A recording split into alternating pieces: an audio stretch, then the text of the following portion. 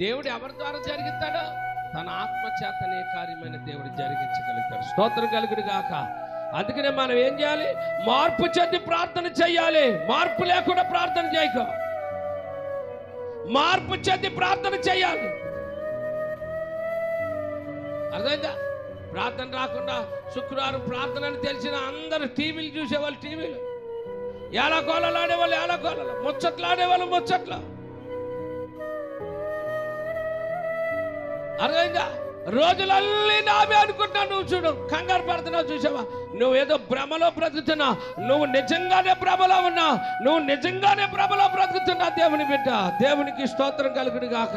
నేను అడుగుతున్నాను, ఇప్పుడైనా నిశ్చయించుకుని దేవుని యొక్క పరమార్థం ఏంటో, దేవుని పవర్ ఏంటో, దేవుని శక్తి ఏంటో, ఆ ప్రార్థన విలువలేంటో తెలుసుకో. ఏదో రక్షించబడ్డాననే పేరు మాత్రం కాదు. ఎందుకు ఆ పేరు? ఎందుకు?